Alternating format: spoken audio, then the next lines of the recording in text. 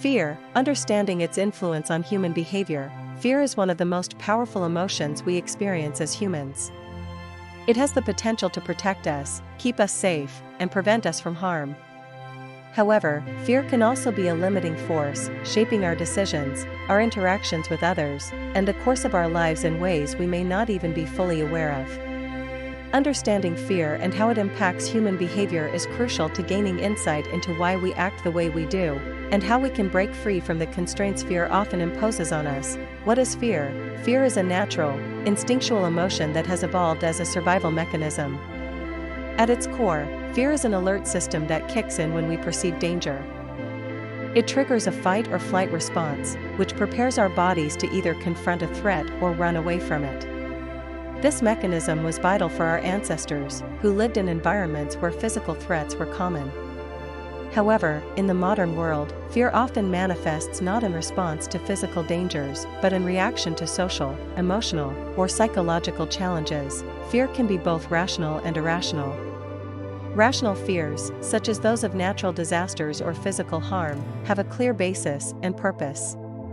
Irrational fears, or phobias, can often be triggered by past experiences or conditioning, and while they may not be directly harmful, they can have a significant impact on our behavior and quality of life.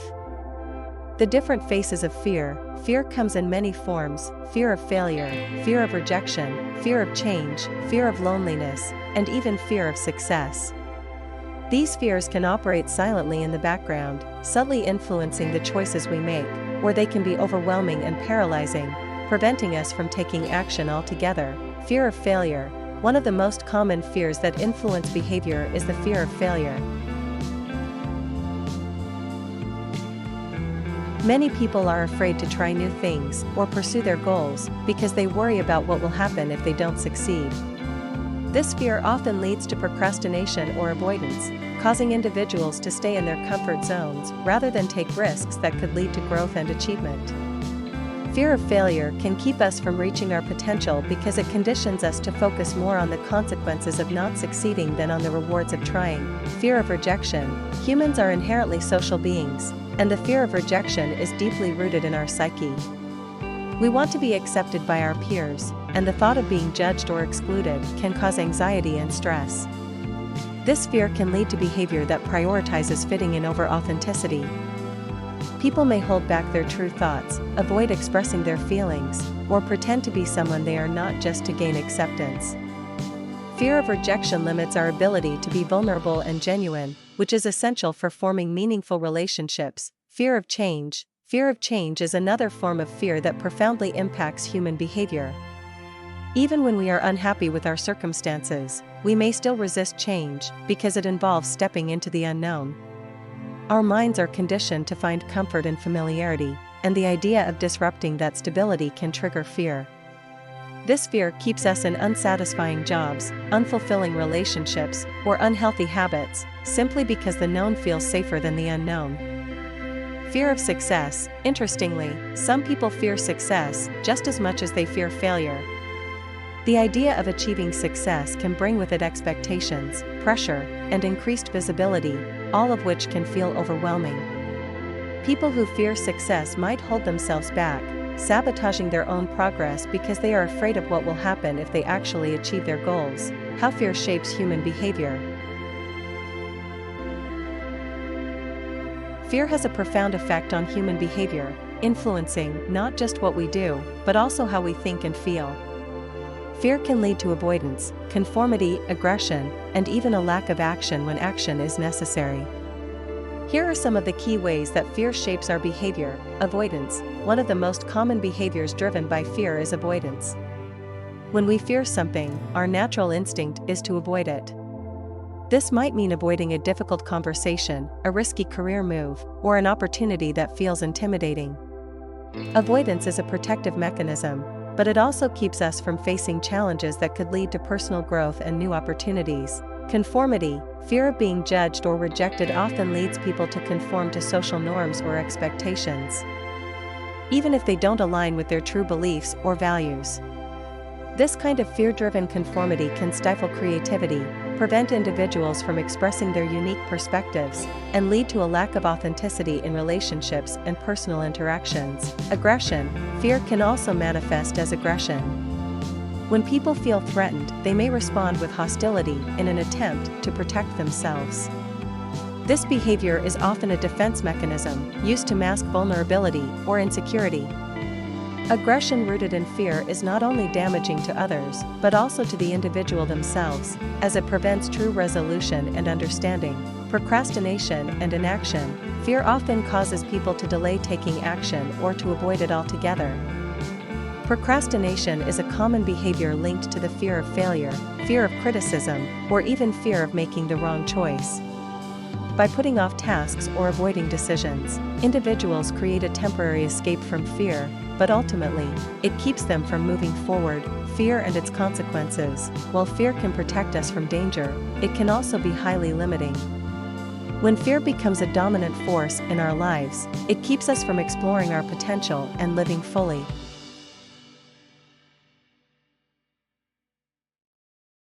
It can limit our experiences, our personal growth, and our ability to connect with others. The impact of fear on behavior is especially evident when we consider how it affects our willingness to take risks. Risk-taking is a fundamental part of growth and learning. Yet, when fear controls us, we become more focused on avoiding potential negative outcomes than on the possibilities of positive change. This fear-driven caution prevents us from stepping out of our comfort zones, taking on new challenges, and embracing opportunities for growth. Fear also has a significant impact on mental health. Chronic fear can lead to anxiety, stress, and even depression. When people live in a state of constant fear, whether it's fear of failure, rejection, or the unknown, it takes a toll on their mental and emotional well-being. This constant state of anxiety affects not only their behavior, but also their physical health, relationships, and overall quality of life. Overcoming fear. The Path to Freedom. Krishnamurti, a philosopher known for his teachings on psychological freedom, often spoke about the importance of understanding and facing our fears. According to Krishnamurti, fear is created by our thoughts, our projections of what might happen in the future, or our attachment to past experiences. He believed that the key to overcoming fear is not to suppress it but to confront it, understand it, and ultimately move beyond it. To overcome fear, we must first acknowledge its presence. It is crucial to understand what we are afraid of and why. By bringing our fears into the light of awareness, we can begin to see them for what they are, thoughts and beliefs that we have formed over time. By observing our fears without judgment and questioning the assumptions that underpin them, we can begin to reduce their power over us.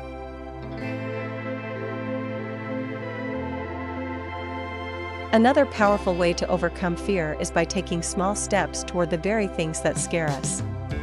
This gradual exposure helps us build confidence and shows us that we are capable of handling the challenges we fear. It also helps to break the cycle of avoidance, allowing us to move forward rather than being paralyzed by fear. Ultimately, freedom from fear requires courage, the courage to face discomfort, the unknown, and the possibility of failure or rejection. It also requires a willingness to accept uncertainty. Life is inherently uncertain, and trying to control every outcome only fuels fear. By embracing uncertainty and being open to whatever comes, we free ourselves from the need to protect ourselves at all costs, allowing us to live more authentically and fully. Conclusion: understanding and moving beyond fear. Fear is a fundamental part of the human experience. It shapes our behavior, influences our decisions, and affects how we interact with the world. While fear can serve a protective purpose, it can also be limiting, keeping us from reaching our potential and living the life we truly desire. To move beyond fear, we must first understand it.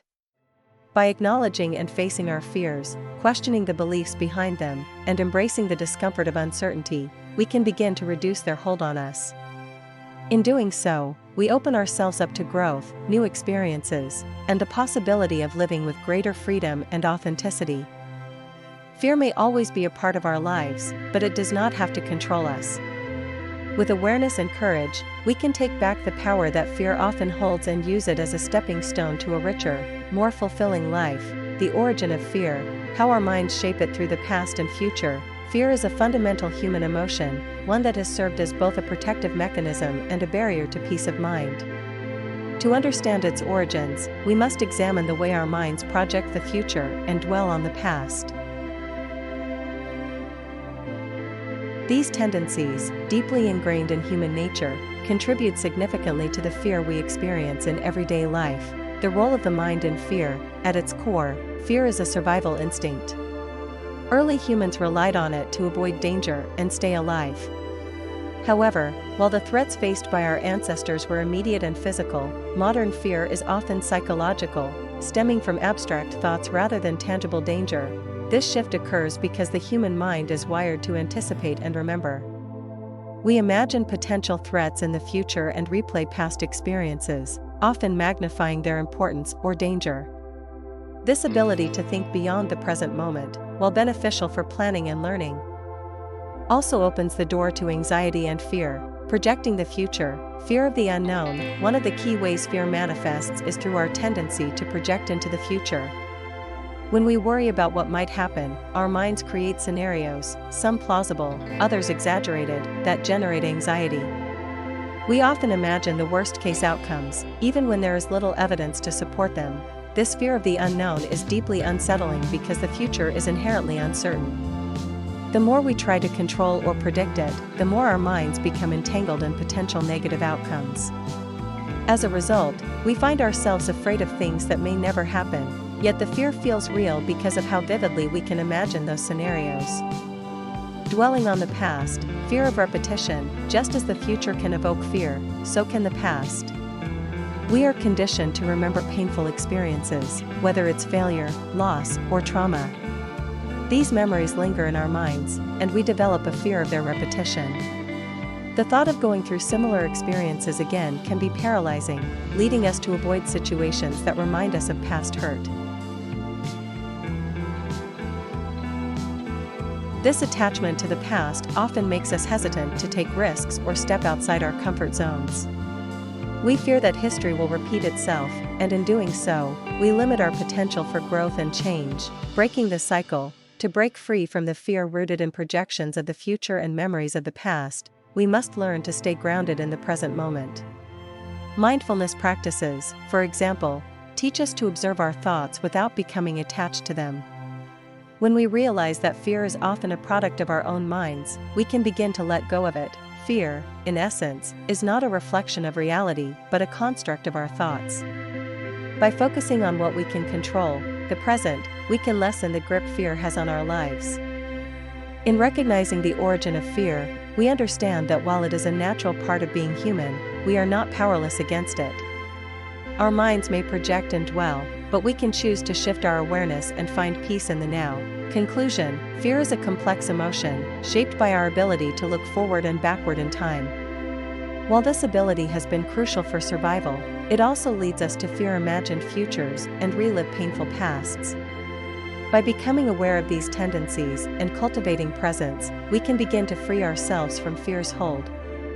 Only then can we fully embrace life as it unfolds, without the weight of future worries or past regrets. Understanding the root of fear, a path to overcoming it. In the teachings of Jiddu Krishnamurti, fear is not something to be suppressed or avoided. Rather, he emphasizes that to truly overcome fear, one must understand its root. Much like a tree that continues to grow if its roots are not removed, fear will persist in the background of our lives, shaping our decisions, emotions, and relationships, unless we delve into its source. This process requires courage and patience, but by confronting fear directly, we can break free from its grip.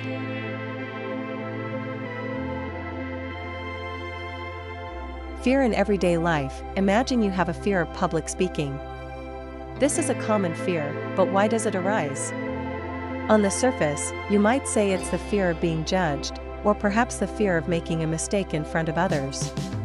But if you dig deeper, you might discover a more profound fear: the fear of not being good enough, the fear of failure, or even the fear of rejection.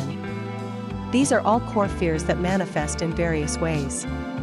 Krishnamurti would argue that addressing only the surface fear, public speaking, won't eliminate the anxiety. Instead, you must explore what it represents to you and why. Real-life analogy: fear is a shadow. Fear can be likened to a shadow that follows us. If we try to run away from it, the shadow remains. If we suppress it or look away, it grows longer as the day progresses. The only way to lessen the shadow is by turning toward the light, in this case, the light of understanding. Take the example of someone avoiding difficult conversations in relationships. On the surface, they might believe they are avoiding conflict, but in reality, they are running from the fear of vulnerability or rejection. This fear, much like a shadow, grows the more it is avoided. By acknowledging the fear and understanding its root, perhaps stemming from past experiences of being hurt, they can begin to dismantle its power. Krishnamurti's insight: observing fear without judgment. Krishnamurti teaches that to understand fear, we must observe it without judgment. This is easier said than done, as our instinct is to either run from or fight fear. But if we approach it with curiosity, like a scientist observing a natural phenomenon, we can start to see it for what it truly is. Consider a child who is afraid of the dark. Initially, they believe monsters or threats lie in the shadows. The instinct is to avoid the dark, but the parent might encourage the child to confront this fear by turning on a light or exploring the room together.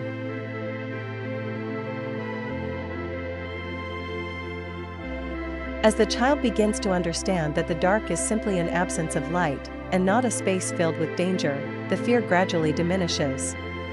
This process mirrors Krishnamurti's approach to fear in our adult lives. Only by turning toward it and investigating its origin can we dissolve it. A practical approach: facing fear head-on. In practical terms, this means we must become aware of our fears in daily life and question them. Instead of avoiding a feared situation or numbing ourselves with distractions, we can ask ourselves, why am I afraid? What am I truly running from? This self-inquiry allows us to unearth the underlying beliefs and conditioning that sustain fear. For instance, a person might avoid taking on new challenges at work, fearing failure. Upon closer examination, they might realize that this fear is rooted in a childhood experience of being punished for mistakes. The avoidance is no longer about the task itself, but about protecting the self from a deeper fear of inadequacy. By facing the root of this fear, the person can begin to challenge and change their conditioned response. Conclusion: freedom through understanding. In Krishnamurti's view, freedom from fear doesn't come from willpower or avoidance. It comes from deep understanding. Only when we stop running from fear and start questioning its origins can we truly be free of its influence. Just like a gardener who pulls out weeds by their roots, we must pull out fear by understanding it at its deepest level. This process can be challenging, but it is the only path to genuine freedom. By recognizing fear as part of the human condition and examining its causes, we open ourselves to a life that is not dictated by past trauma or future anxieties, but lived in the present moment with clarity and courage. Examining Krishnamurti's perspective on security and the illusion of material wealth. Jiddu Krishnamurti's teachings often challenge conventional beliefs about life, and one of his profound insights is centered around the concept of security. In a world that equates security with material wealth, Krishnamurti argues that this is an illusion. He suggests that while material possessions may offer temporary comfort, they cannot provide true security or lasting peace of mind. Instead, the pursuit of material wealth often leads to more anxiety and a deeper sense of insecurity. The illusion of material wealth. In modern society, the notion of security is closely tied to financial stability. Many believe that accumulating wealth, buying property, and ensuring a steady income will guarantee a safe and secure life. On the surface, this seems logical. With enough money, we can meet our basic needs and even indulge in luxury. But according to Krishnamurti, this belief creates an illusion. Material wealth may provide temporary relief, but it doesn't address the deeper, existential fear of uncertainty and loss. Krishnamurti asserts that the human mind craves security not just in a financial sense, but in all areas of life: emotional, psychological, and even spiritual. The problem arises when we look to external things, such as wealth, status, or possessions, to fill this need. The more we accumulate, the more we fear losing it, and the cycle of insecurity continues. Real-life analogy: chasing shadows. Imagine a person running after shadows, believing that once they catch them, they will be safe. But no matter how fast they run or how hard they try, the shadows always slip through their fingers. This is much like the pursuit of material wealth for security. We might feel a sense of accomplishment when we gain more money or possessions, but the underlying fear, the shadow of insecurity, remains. Consider someone who has worked hard all their life to achieve financial success.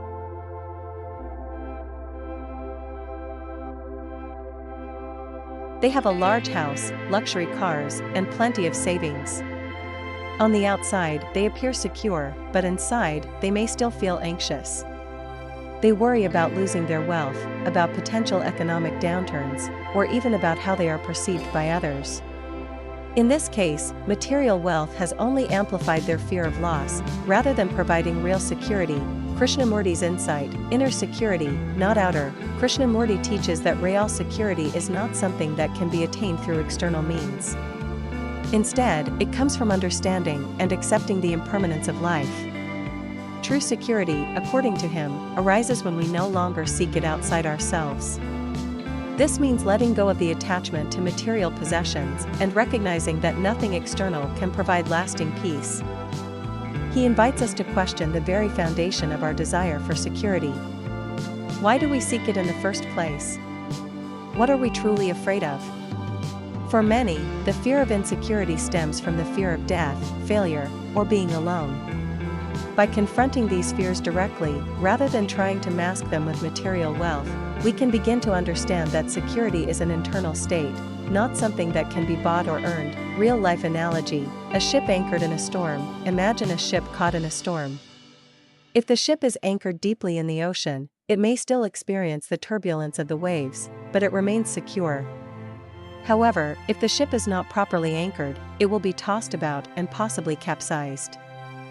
Material wealth is like a weak anchor. It may provide some stability during calm seas, but when the storms of life hit, economic instability, personal loss, health crises, it cannot provide true security. On the other hand, an internal sense of security, one that comes from understanding and accepting life's uncertainties, acts like a strong anchor. Even when external conditions are chaotic, this inner security keeps us grounded.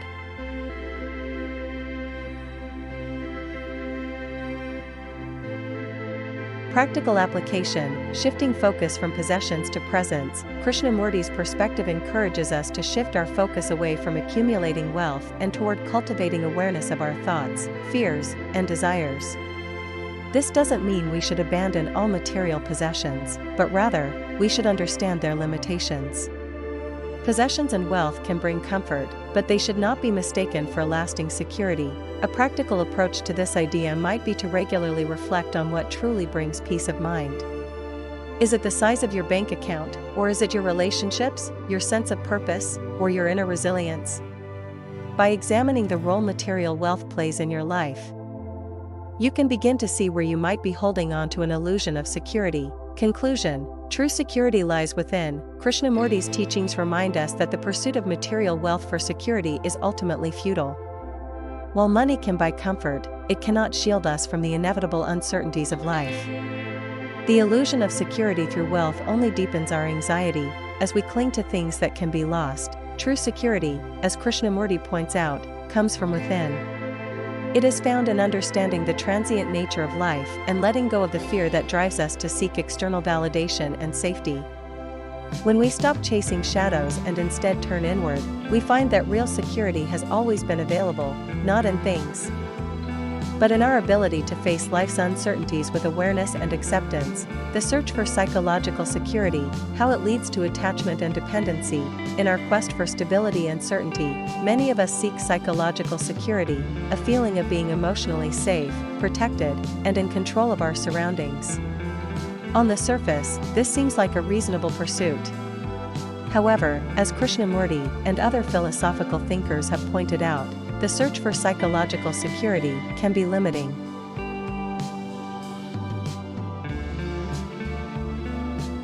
It often creates attachments to people, ideas, or things that we believe will keep us safe, but in reality, these attachments can breed dependency, fear, and stagnation. The nature of psychological security. Psychological security refers to our desire for inner peace, certainty, and the avoidance of emotional pain.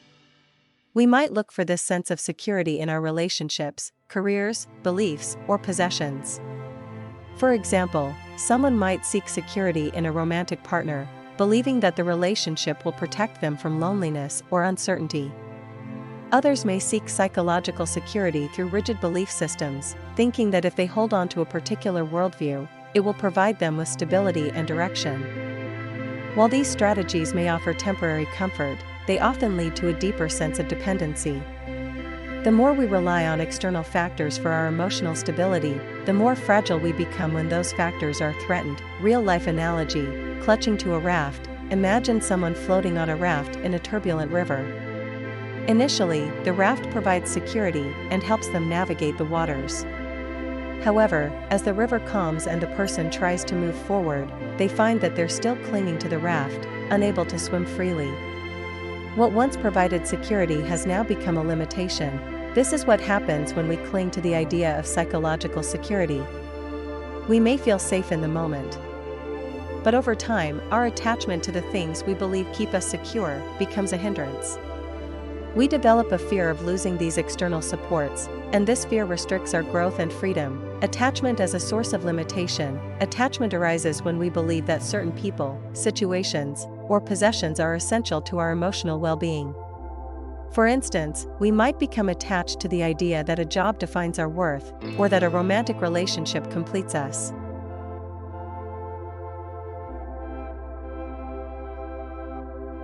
This attachment can create a false sense of security, because as long as these things are present in our lives, we feel safe.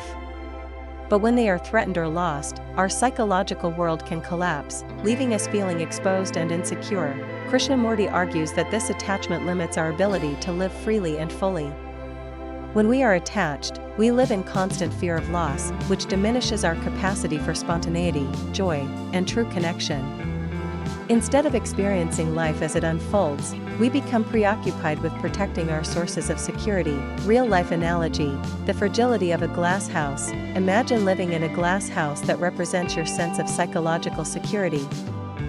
You believe this house protects you from the outside world, but because it is made of glass, it is fragile. Every day, you live in fear that the walls will crack or shatter. Instead of feeling truly secure, you become consumed with maintaining and guarding the house. This is the paradox of psychological security.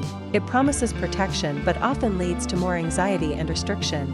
This analogy applies to our emotional lives. When we place our psychological security in external things, whether it be relationships, beliefs, or possessions, we build a fragile structure that requires constant maintenance and defense.